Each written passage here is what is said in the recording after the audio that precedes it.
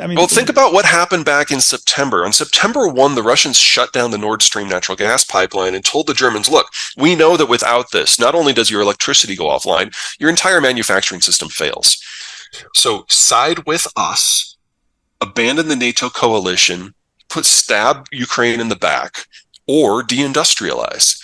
And the Germans decided to God. deindustrialize, which is And how not. long? How long are they going to deal? Are they going to go back to the farms? I mean, this is Germany. Yeah, exactly. It's the The what is it? The German system is on borrowed. Fifth largest economy in the world. Yeah, not for long. The German system cannot function without bottomless volumes of natural gas, and those are no longer available anywhere. Did Angela Merkel not see this when she made that deal with Russia? Did she not see that this For was her entire 10 years, 12 years, 12 years as chancellor, she was buying time in order to not have to face this decision. And she was lucky enough that it all went down weeks after she stepped down.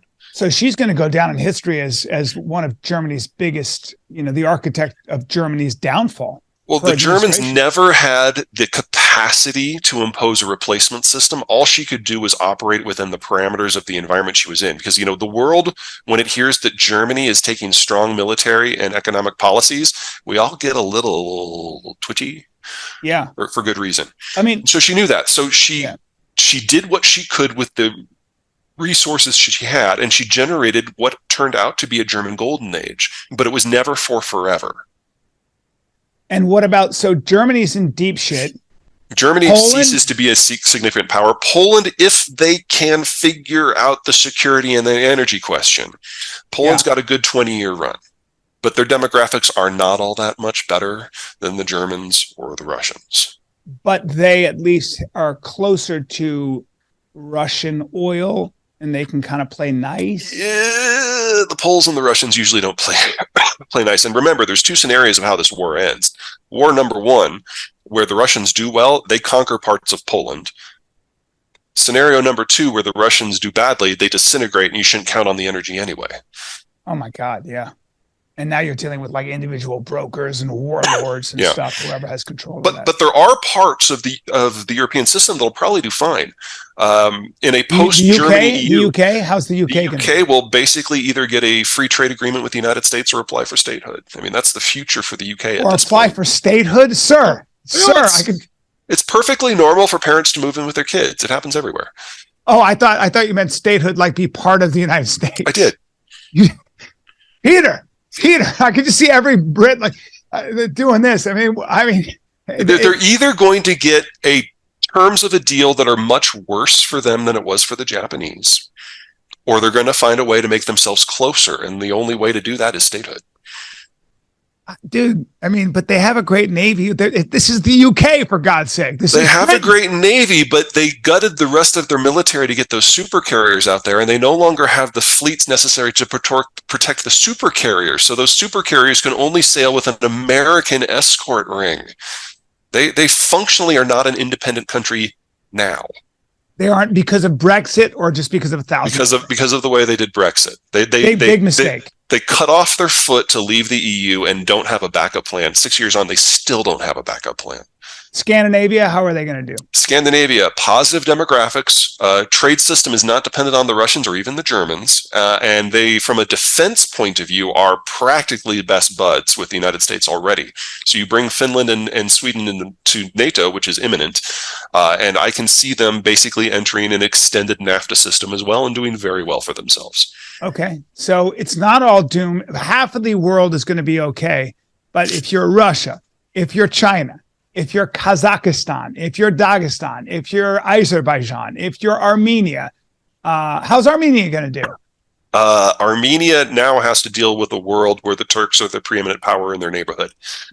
They are not prepared for that politically. Yeah. And the Turks, how about the Turks? Turkey will probably do fine. Solid manufacturing base. Everything that gives the Germans problems is going to be an opportunity for Turkey.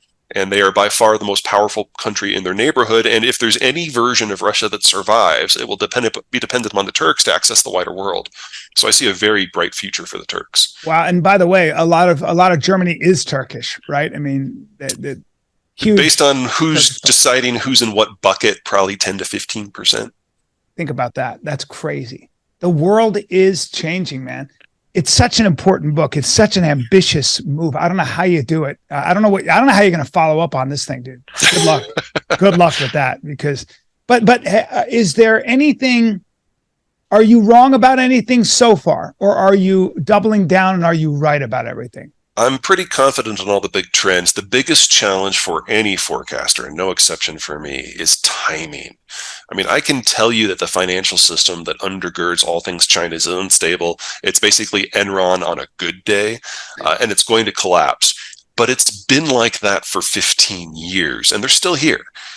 So things happen faster or slower. COVID sped along things far more than Trump did, and Trump sped things along more than any president yet.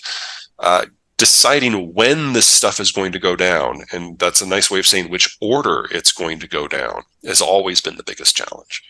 Does the United States move more toward a socialist form of government economy or more toward a capitalist? Definitely more towards socialist because of the baby boomers.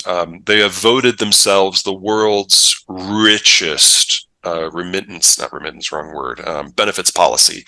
And they're now retired. On average, they retire actually this quarter.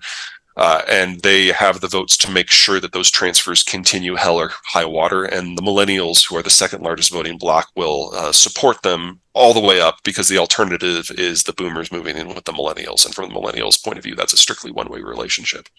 Wow. So benefits, an expansion of Medicare, expansion of Social Security, expansion of all and it'll be up to Gen X and the Zoomers to pay for it. Do we have the tax base to pay for that? Not even close.